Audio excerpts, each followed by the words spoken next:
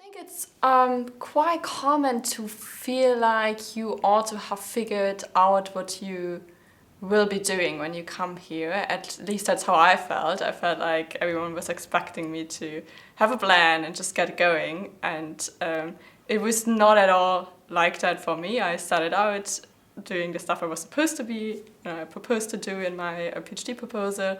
And then that did not work out, and I started having all these worries about where to go. And it took me a while to realize how usual that is and how very much expected it is even. And yeah, I guess that has been my biggest challenge thus far. And I would like to point out to everyone coming in that if you face that challenge, you're not doing particularly badly or anything. It's normal. The issue with me was that I was absent from active academic life, from active academic work for the past few years. So it was very difficult for me to get back on track. So I had to work this part specifically. Because, okay, of course I believed in my project and I had a very basic idea of what I'm doing, but I didn't have the appropriate skills to approach my topic. So for me, this was the issue I had to overcome. And I should say that my supervisor, he has helped me a lot regarding this concern. And also, as I said before, the department, the library, they offer so many courses and so many training programs. So if you feel that you need to work on something specifically, on a specific skill you don't have, you will have this chance, this opportunity to work on that. Okay, I am such a big advocate for communication because no one else knows what's going on in your mind unless you vocalize it. And your first point of contact should be your supervisor. And that's why it's important to try and really establish a good relationship with, your supervisor. There's been times where, I've done experiments and it's just not worked for months. And I've got to a point where I'm like, is it me? Am I the problem here? But I got to a point where I was like, I need to talk to my supervisor about this. Like, this is how this is how it's affecting me personally. Like, it's maybe affecting my self-esteem or the way I view myself as a scientist because things not working.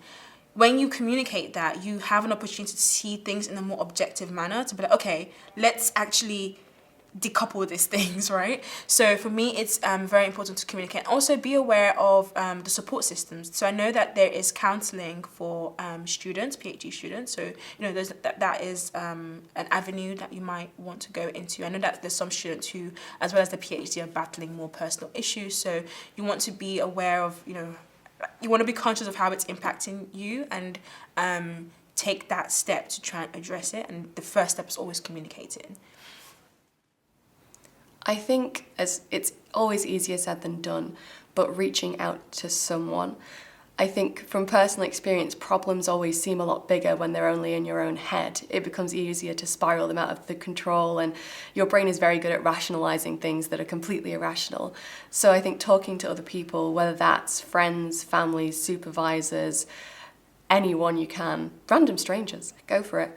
Can really help with just grounding you back down and realizing, okay, there is something that I can do about this, or in some cases there's nothing I can do about this and I'm going to have to let it go. So yeah, reaching out, talking to people, easier said than done, but I think is definitely the way to go. So it's sometimes very hard to find help because you don't know where to ask for help. So there's many points of contact. My first recommendation is if you have any issues, talk to your graduate tutor. They're there for pastoral care. Their main job is to make sure that you're thriving during your PhD, not academically, but as a human being, really. Then also your college will probably have mental health resources that you could look at, but I totally understand that in a moment of mental health crisis, you might not be able to do that. So again, your first point of contact, in my opinion, should be your graduate tutor. That's where you should begin. Definitely ask for help.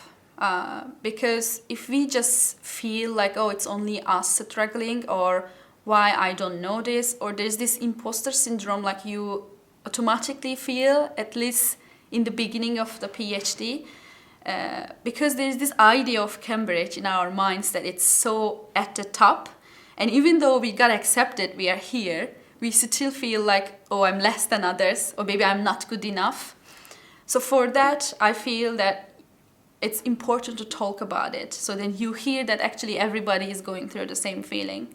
And then in time, when you progress, you need to feel like, well, I am here. It doesn't matter I'm less than others for one thing or another thing. It means that I was okay to be accepted. I think one needs to tell this to themselves if they're feeling a bit low. And also, there's going to be a period that your experiments are not going to work, or the hypothesis you set, it's going to fail, like you need to change plans. But I think these are all the part of the process. So this is what we need to learn. We need to learn how to be more resilient. Cambridge has really a lot of different opportunities to get support for different needs. So there's of course a supervisor or a team of supervisors to help with academic support, and I would very much encourage everyone to just get in touch with them and ask for help. But then there are also several different opportunities to get help for sort of more mental problems. You might have well-being problems via your college or the university, and there as well I think it's just important to ask, really. I know that something a lot of people experience, and by a lot I think I mean all, is imposter syndrome. I remember talking to my supervisor about this, and his immediate response was, I would be more concerned if you didn't have imposter syndrome.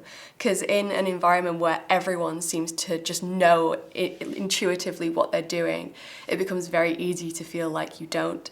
And I think, especially looking from the outside at other people, everyone else seems to know what they're doing a bit better than you, but that's only because you're looking at it from the outside. And again, the minute you start talking to people, you realise that you're all in the same boat. Nobody really knows what they're doing. They just get better at pretending we do.